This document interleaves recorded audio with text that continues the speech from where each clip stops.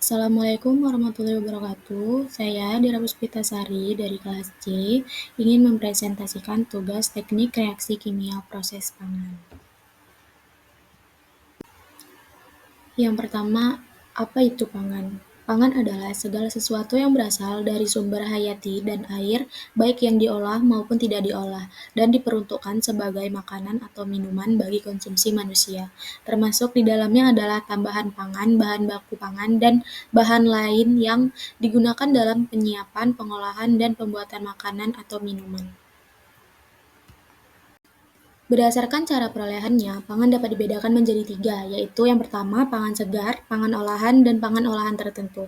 Yang dimana pangan segar adalah pangan yang belum mengalami pengolahan, atau dalam artian pangan yang masih mentah, baru saja diambil dari sumber pangan, baik bahan nabati dan hewani. Pangan segar dapat dikonsumsi langsung atau tidak langsung, yakni dijadikan bahan baku pengolahan pangan. Yang kedua itu ada pangan olahan, yang dimana pangan olahan ini adalah makanan atau minuman hasil pengolahan dengan cara atau metode tertentu dengan atau tanpa bahan tambahan, contoh teh manis, nasi, pisang goreng, dan banyak sebagainya. Pangan olahan ini bisa dibedakan lagi menjadi dua, yaitu yang pertama pangan olahan siap saji dan pangan olahan tidak saji. Pangan olahan siap saji ini adalah makanan dan minuman yang sudah diolah dan siap disajikan tempat usaha atau di luar tempat usaha atas dasar pesanan. Yang kedua itu pangan olahan tidak siap saji adalah makanan atau minuman yang sudah mengalami proses pengolahan akan tetapi masih memerlukan tahapan pengolahan lanjutan untuk dapat dimakan dan diminum. Yang ketiga itu ada pangan olahan tertentu, yang dimana pangan olahan tertentu ini adalah pangan olahan yang diperuntukkan bagi kelompok tertentu dalam upaya memelihara dan meningkatkan kualitas kesehatan, contohnya mengekstrak tanaman mahkota dewa untuk diabetes mellitus. Selanjutnya tuh ada contoh lain yaitu susu rendah lemak untuk orang yang menjalankan diet rendah lemak dan sebagainya. Selanjutnya itu ada kandungan-kandungan bahan pangan. Yang pertama itu ada kadar air bahan pangan. Air merupakan sumber utama struktur sumber pangan. Kandungan air dalam bahan hasil dari pertanian sangat menentukan sebuah kualitas bahan tertentu. Air merupakan komponen penting karena dapat mempengaruhi penampakan, tekstur, serta cita rasa makanan. Mudah rusaknya dan perubahan bahan makanan sangat dipengaruhi oleh kadar air bebasnya. Selanjutnya ada kadar air dalam bahan pangan memiliki peranan penting, sehingga banyak sekali para peneliti yang melakukan analisis di antaranya bertujuan untuk yang pertama, kadar air menentukan keawetan bahan pangan, yang kedua, kadar air berkaitan dengan pemanfaatan bahan pangan, yang ketiga, kadar air menentukan nilai ekonomi bahan pangan, yang keempat, kadar air menjadi penentu syarat sebuah produk dan pelabelan pangan. Jadi pengurangan air ini bertujuan untuk mengawetkan dan dapat mengurangi volume serta berat jenis pangan tertentu, sehingga memudahkan dan menghemat pengemasan atau distribusi. Yang kedua yaitu kadar protein bahan pangan. Protein merupakan senyawa kompleks yang terdiri dari asam amino yang diikat satu sama lain dengan ikatan peptida. Asam amino sendiri terdiri dari rantai karbon atau R sama dengan rantai cabang, atom hidrogen, gugus hidroksil atau COOH, kadang-kadang gugus hidroksil atau OH, belerang atau S, serta gugus amino atau NH2. Senyawa tersebut terdapat dalam setiap sel makhluk hidup.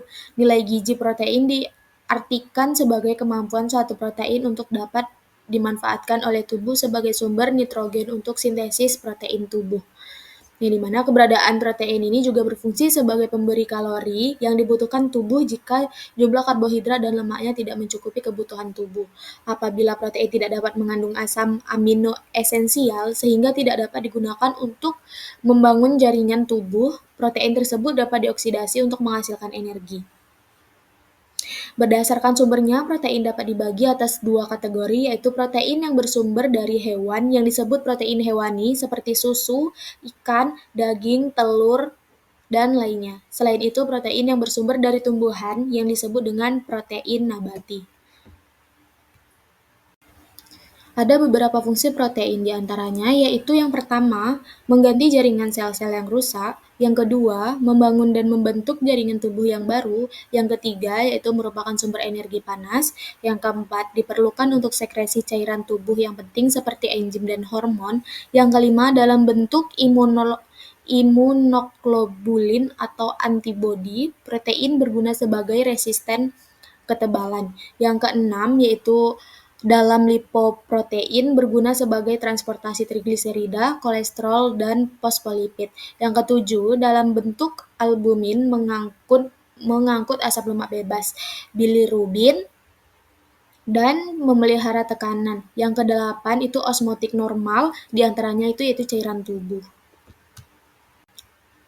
Protein memiliki kandungan asam amino yang sangat banyak dan dibedakan atas dua kelompok, antara lain yang pertama itu asam amino esensial, seperti isoleusin, leusin, lisin, treonin, triptofan, valin, metionin, histidin, tirosin, fenilalanin. Yang kedua itu asam amino non-esensial, seperti alanin, arginin, asparigin, asam aspartat, sistein, asam glutamat, glutamin, glisin, histidin, dan isoleusin. Yang ketiga itu ada kadar lipida bahan pangan, sekelompok senyawa nitrogen yang bahan-bahannya mengandung asam lemak, baik dalam bentuk cair atau oils, atau minyak maupun bentuk padat atau fats atau lemak. Lipida salah satu komponen bahan pangan yang memiliki senyawa-senyawa praktis yang tidak larut dalam air, tetapi dapat larut dalam pelarut organik. Lipida dapat dibagi menjadi dua bagian, yaitu terdiri dari lemak dan minyak. Dikatakan lemak jika senyawa pada suhu kamar senyawa tersebut berbentuk padatan, sedangkan disebut minyak jika pada suhu kamar senyawa tersebut berbentuk cair. Berdasarkan sumbernya, lemak dibagi menjadi dua golongan, yaitu yang pertama, lemak yang berasal dari tumbuhan-tumbuhan seperti minyak kelapa, minyak kacang tanah, minyak jagung, dan margarin. Yang kedua, itu ada lemak yang berasal dari hewan seperti lemak sapi, lemak kambing, lemak babi, mentega, dan minyak ikan. Fungsi lemak diantaranya itu ada tiga. Yang pertama, dalam pembentukan ester kolesterol. Yang kedua, pembentukan fosfolipid dalam darah. Yang ketiga, prekusor dari prostaglandin, thromboxane, dan prostacyclin, yaitu senyawa yang menyerupai hormon dan berpartisipasi dalam pengaturan tekanan darah, denyut jantung, pelebaran pembuluh darah, pembekuan darah, kekebalan, dan keaktifan sistem saraf pusat. Kandungan lipida dalam bahan pangan, khususnya hasil pertanian, sangat bervariasi. Untuk bahan pangan yang memiliki tingkat lemak dan minyak yang cukup tinggi, terdapat sebagian besar pada komoditas kacang-kacangan, seperti kedelai, sedangkan kandungan yang rendah terdapat pada beberapa bahan hasil pertanian, seperti beras, kentang, ubi, dan buah-buahan. Kandungan lipida seperti lemak dan minyak sangat penting diketahui karena berhubungan dengan nilai gizi dan nilai ekonomi suatu bahan yang akan menjadi penentu sebuah bahan tersebut dapat dijadikan sebuah produk yang layak jual dan aman dikonsumsi oleh masyarakat.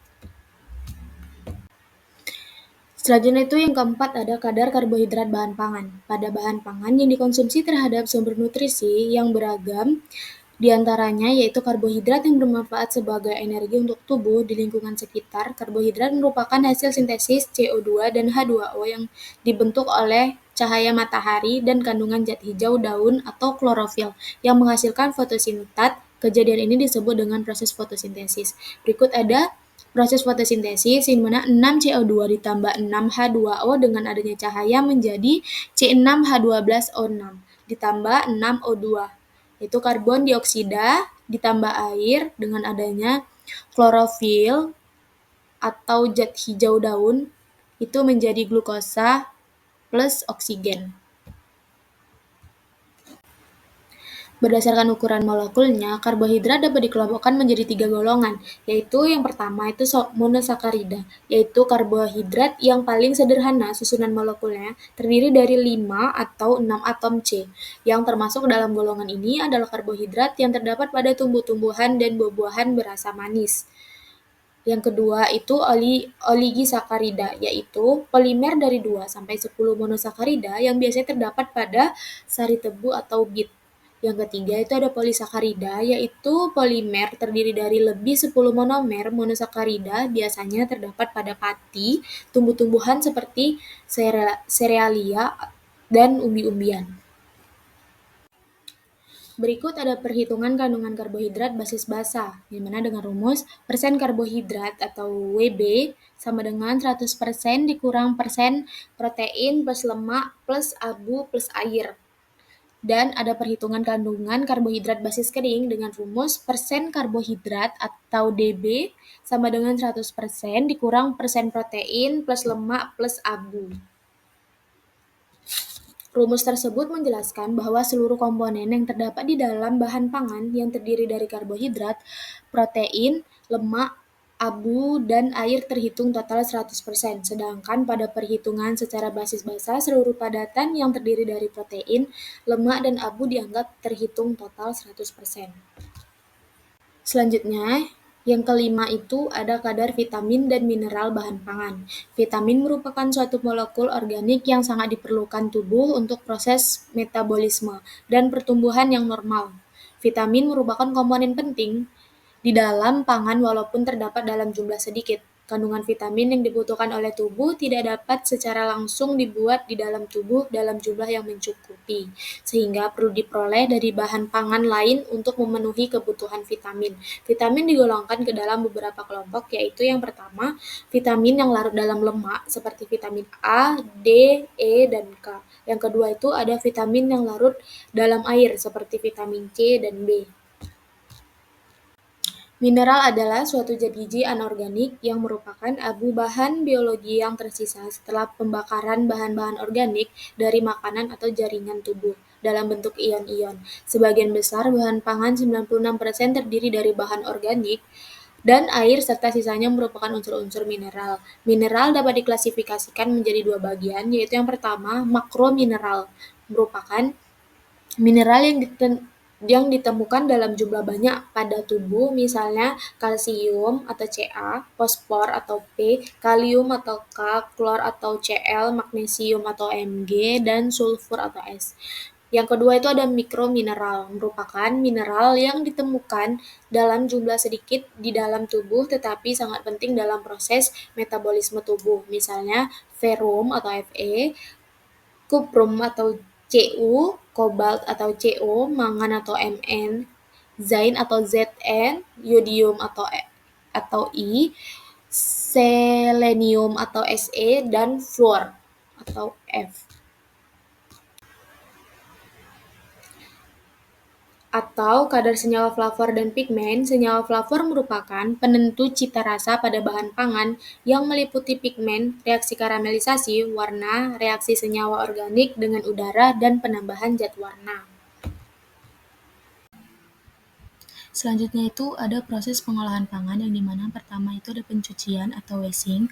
Bahan pangan seperti buah-buahan, sayuran, atau daging dicuci untuk menghilangkan kotoran, pestisida, dan mikroorganisme yang menempel. Contohnya seperti sayuran itu kayak bayam, wortel, brokoli, kalau buah-buahan itu kayak apel, anggur, mangga, daging, dan ikan.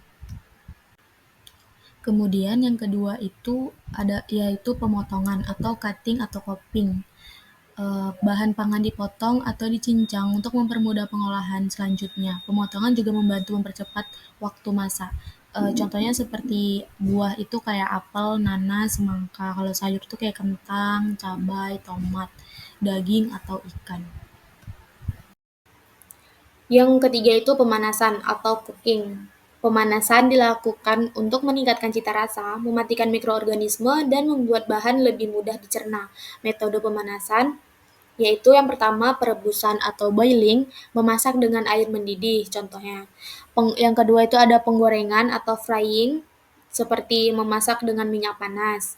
Yang ketiga itu ada pengukusan atau steaming, itu seperti contohnya memasak dengan uap air panas. Bahan pangannya kayak nasi, beras yang direbus, terus ikan atau ayam yang digoreng, atau kayak kue atau bolu yang dikukus. Selanjutnya, yang keempat itu ada fermentasi, menggunakan mikroorganisme seperti bakteri, ragi, atau kapang untuk mengubah bahan pangan menjadi produk baru dengan rasa, tekstur, dan daya simpan yang berbeda.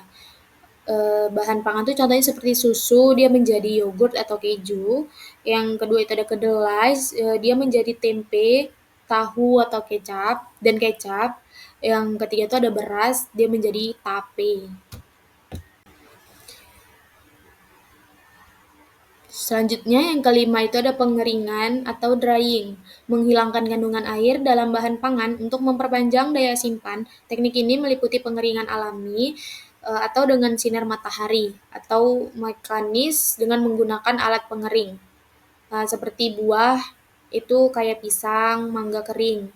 Kalau daging itu dia kayak dendeng atau dendeng dan abon. Kalau yang ikan itu ikan asin. Jadi dia tuh kayak perlu pengeringan. Jadi pengeringan ini dia ada yang alami dan ada yang mekanis. Kalau alami itu dia dengan sinar matahari. Kalau ikan asin itu kan dia dijemur dengan menggunakan sinar matahari. Dia pengeringan itu dengan secara alami. Kalau kayak pisang, mangga kering itu dia menggunakan alat yang mekanis, menggunakan alat pengering.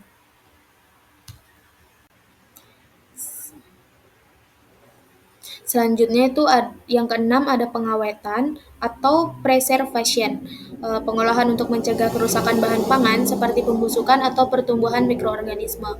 Metode pengawetan ini memiliki beberapa alat, itu yang pertama pendinginan, refrigeration, untuk menyimpan pada suhu rendah.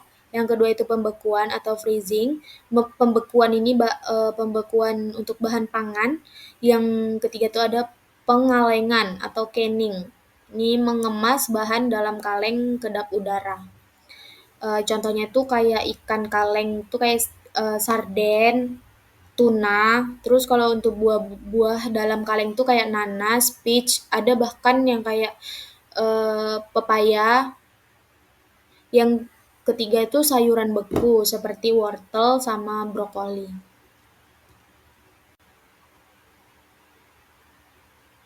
Yang ketujuh itu ada pengemasan atau packaging. Bahan pangan yang sudah diolah dikemas untuk melindungi produk dari kontaminasi, menjaga kesegaran dan meningkatkan daya tarik. Seperti snack, keripik atau biskuit. Minuman itu seperti susu UHT, jus, ultramilk, banyak dan sebagainya. Selanjutnya itu yang kedelapan ada ekstruksi atau extrusion, mengolah bahan pangan menggunakan tekanan dan panas tinggi untuk menghasilkan bentuk dan tekstur tertentu seperti mie atau snack. Contohnya tepung terigu itu dia menjadi mie instan, gandum itu dia menjadi sereal. Selanjutnya itu tujuan mengolah bahan pangan. Yang pertama, meningkatkan keamanan pangan. Yang kedua, memperpanjang daya simpan. Yang ketiga, meningkatkan nilai gizi. Yang keempat, mengubah tekstur rasa dan aroma. Yang kelima, meningkatkan estetika dan daya tarik. Yang keenam, memudahkan penyimpanan dan distribusi. Yang ketujuh, menambah nilai ekonomi. Yang kedelapan, menciptakan produk baru. Jadi mana yang pertama, meningkatkan keamanan pangan. Ini pengolahan bertujuan untuk membunuh atau menghambat pertumbuhan jamur dan virus yang dapat menyebabkan penyakit. Contohnya tuh seperti pasteurisasi susu untuk membunuh salmonella atau E. coli. Yang kedua itu memperpanjang daya simpan. Proses seperti memperpanjang daya simpan ini seperti proses pengeringan, pembekuan, pengalengan, dan fermentasi membantu mengurangi resiko pembusukan bahan pangan. Dengan mengontrol kadar air, pH, atau suhu, bahan pangan dapat bertahan lebih lama. Contohnya itu seperti pengeringan ikan menjadi ikan asin untuk mencegah agar tidak terjadinya pembusukan. Yang ketiga itu meningkatkan nilai gizi. Beberapa metode pengolahan meningkatkan bioavailabilitas, nutrisi, atau memperkaya bahan pangan dengan zat yang lebih mudah dicerna.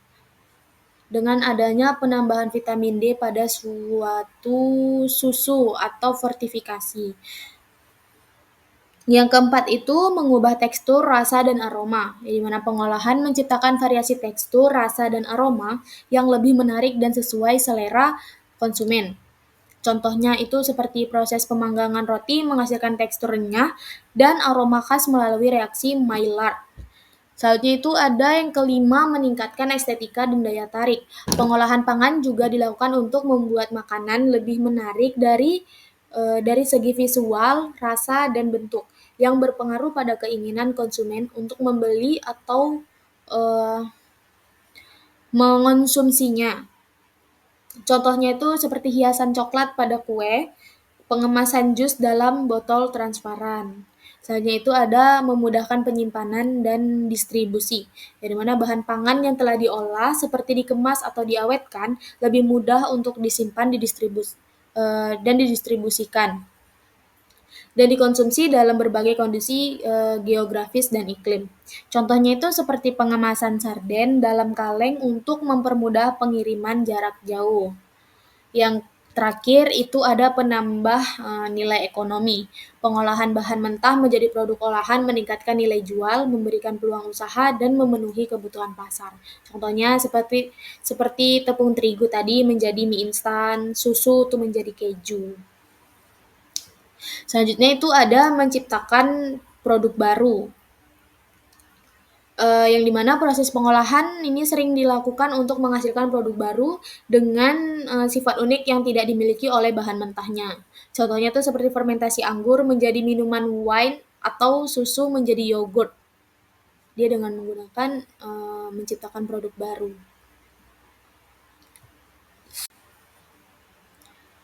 Selanjutnya itu ada perubahan dengan adanya pengolahan pangan, ya di mana itu dengan perubahan fisik. Yang pertama itu perubahan pada tekstur.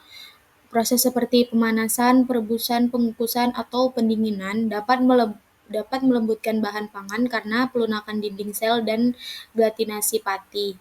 Contohnya seperti nasi menjadi empuk saat direbus karena pati menyerap air. Yang kedua itu penggorengan menghasilkan tekstur renyah karena penguapan air dari permukaan bahan. Contohnya kayak kentang menjadi keripik. Selanjutnya itu perubahan pada warna. Dengan adanya pemanasan sering mengubah warna bahan pangan akibat reaksi kimia seperti reaksi Maillard atau karamelisasi. Contohnya permukaan roti berubah menjadi coklat saat dipanggang. Yang kedua itu selanjutnya ada proses oksidasi juga dapat menyebabkan pencoklatan enzimatik. Contohnya apel yang dipotong menjadi coklat saat terkena udara. Yang selanjutnya itu perubahan pada bentuk dan ukuran. Di mana pemotongan, penggilingan, atau pengepresan mengubah bentuk bahan pangan untuk mempermudah pengolahan untuk meningkatkan estetika. Contohnya seperti gandum diubah menjadi tepung atau buah diolah menjadi jus. Selanjutnya yang kedua itu ada perubahan kimia, yang dimana perubahan kimia ini yang pertama denaturasi protein. Protein berubah struktur akibat pemanasan, perubahan pH, atau penambahan garam. Ini meningkatkan daya cerna dan mengubah tekstur. Contohnya putih telur berubah dari cair menjadi padat saat dipanaskan. Saat kita merebus telur yang awalnya cair karena adanya panas yang diberi kepada telur, jadi telur itu berubah fase menjadi padat. Selanjutnya yang B, gelatinasi dan restogradasi pati. Pemanasan air dan pati menyebabkan gelatinasi, yaitu pembengkakan butir pati saat makanan mendingin. Retrogradasi terjadi di mana pati mengkristal kembali. Contohnya tuh seperti nasi yang dimasak menjadi lembut tetapi akan mengeras saat didinginkan. Selanjutnya itu ada yang C, reaksi Maillard, di mana reaksi antara gula reduksi dan asam amino menghasilkan warna coklat dan aroma khas. Contohnya seperti warna dan rasa khas pada daging panggang atau kue panggang. Selanjutnya itu yang D, karamelisasi. Pemanasan gula pada suhu tinggi memecah molekul gula, menghasilkan rasa manis, pahit, dan warna coklat gelap. Contoh, gula menjadi karamel saat dipanaskan. Contoh juga kayak kita mau menggoreng kayak kita menggoreng pisang sama tepung. Pisang itu kan ada kandungan gulanya. Tuh gulanya banyak tuh kalau kita menggoreng dengan menggunakan suhu yang tinggi, pasti dia gosongnya tuh bukan gosong hitam, tetapi dia gosongnya itu dia berwarna coklat gelap dan berbentuk kayak seperti karamel. Selanjutnya itu ada pengasaman atau pengalkalian. Pengalkalian itu perubahan pH bahan pangan selama pengawetan atau fermentasi. Contohnya itu acar memiliki pH rendah karena asam asetat. Selanjutnya ada perubahan biologis, yaitu perubahan aktivitas mikroorganisme. Proses seperti fermentasi memanfaatkan mikroorganisme untuk mengubah bahan pangan. Contohnya bakteri Lactobacillus mengubah laktosa menjadi asam laktat atau yogurt. Ragi Saccharomyces menghasilkan alkohol dari gula seperti wine atau tape. Selanjutnya itu perubahan inaktivasi enzim, yaitu pemanasan dapat menghancurkan enzim yang menyebabkan kerusakan pada bahan pangan seperti pencoklatan enzimatik. Contohnya seperti blanching pada sayuran sebelum pembekuan menghentikan aktivitas enzim. Selanjutnya yang keempat itu perubahan nilai gizi, di mana perubahan kehilangan nutrisi. Pemanasan atau pengeringan dapat mengurangi kandungan vitamin yang sensitif terhadap suhu seperti vitamin C dan B. Contohnya sayuran yang direbus terlalu lama kehilangan vitamin larut air. Selanjutnya itu yang B, peningkatan ketersediaan nutrisi. Beberapa proses meningkatkan bioavailabilitas nutrisi, contohnya yaitu fermentasi meningkatkan kadar vitamin B kompleks pada tempe dan pemanasan wortel mempermudah penyerapan beta karoten. Selanjutnya itu yang kelima ada perubahan rasa dan aroma, dimana dengan menggunakan pemanasan membentuk senyawa volatil melalui reaksi kimia seperti Maillard dan karamelisasi yang memberikan aroma khas. Yang contohnya itu seperti aroma daging panggang. Dengan menggunakan fermentasi, menghasilkan senyawa baru seperti asam laktat atau alkohol yang memberikan rasa khas. Contohnya itu seperti rasa asam pada yogurt. Selanjutnya yang keenam, perubahan daya simpan, di mana dengan menggunakan pengurangan kadar air, pengeringan atau pengasapan, mengurangi aktivitas air, mencegah pertumbuhan mikroorganisme. Contohnya ikan asin lebih awet dibandingkan ikan yang masih segar. Selanjutnya ada pengaruh suhu, pH, kadar air, konsentrasi bahan pangan, dan katalis. Yaitu yang pertama suhu, yang dimana peningkatan suhu mempercepat laju reaksi. Ini karena partikel-partikel dalam bahan pangan bergerak lebih cepat pada suhu tinggi, sehingga peluang tumpukan dan reaksi kimia meningkat. Misalnya, proses pematangan buah akan lebih cepat pada suhu tinggi. Selanjutnya itu kalau seandainya pada penurunan suhu, dia akan memperlambat laju reaksi partikel bergerak lebih lambat sehingga reaksi kimia berlangsung lebih lambat. Ini adalah prinsip dasar dalam pengawetan makanan dengan pendinginan atau pembekuan.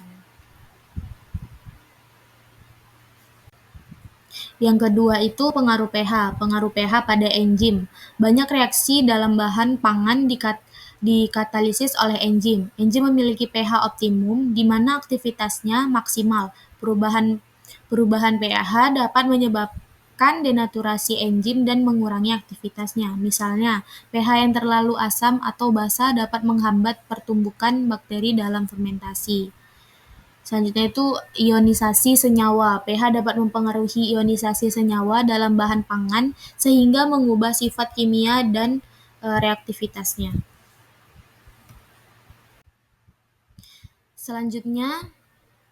Selanjutnya yaitu pengaruh kadar air dalam pelarut dalam reaksi. Air merupakan pelarut universal. Ketersediaan air yang cukup dalam bahan pangan memungkinkan terjadinya reaksi kimia. Misalnya, reaksi hidrolisis pati dalam pembuatan sirup glukosa membutuhkan air.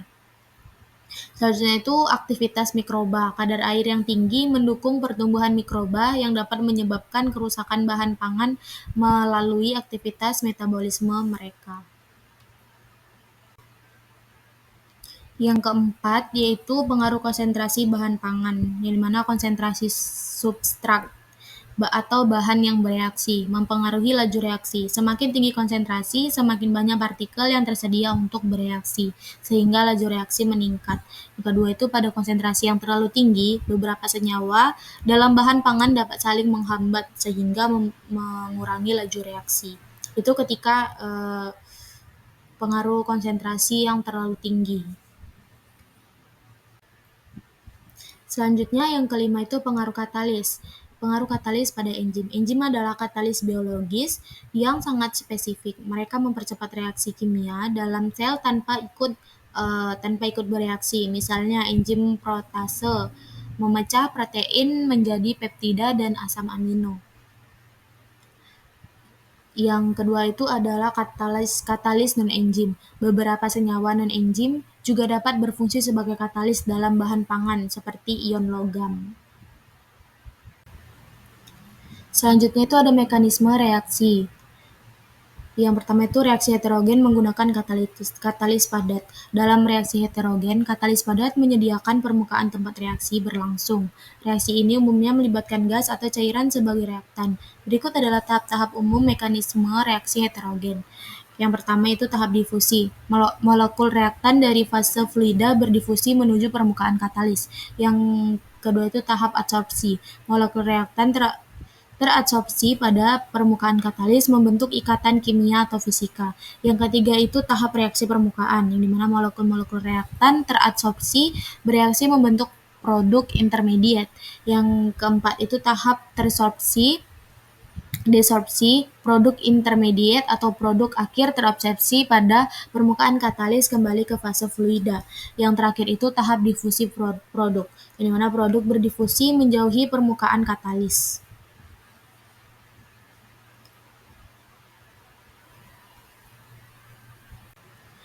Selanjutnya itu mekanisme reaksi pada reaksi katalis enzimatis, yaitu enzim adalah biokatalis yang sangat spesifik. Mereka mempercepat reaksi biokimia dengan cara menurunkan energi aktivasi. Mekanisme umum reaksi enzimatis adalah sebagai berikut, yaitu yang pertama, pembentukan kompleks enzim substrat. Substrat atau molekul yang akan diubah berikatan dengan enzim pada situs aktifnya, membentuk kompleks enzim substrat. Yang kedua itu konversi substrat menjadi produk. Dalam kompleks enzim substrat terjadi perubahan kimia pada substrat, mengubahnya menjadi produk. Yang ketiga itu pelepasan produk. Produk yang terbentuk dilepaskan dari enzim sehingga enzim bebas untuk mengkatalisis reaksi berikutnya.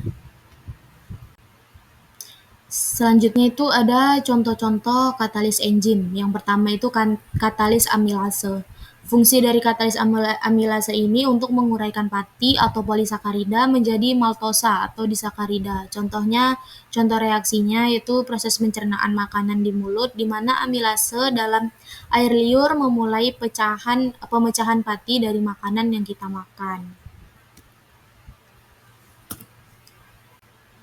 Selanjutnya itu ada katalis laktase, yang dimana fungsi katalis laktase ini untuk menguraikan laktosa atau gula susu menjadi glukosa dan galaktosa. Contoh reaksinya itu pencernaan susu. Individu yang kekurangan laktase akan mengalami intoleransi laktosa.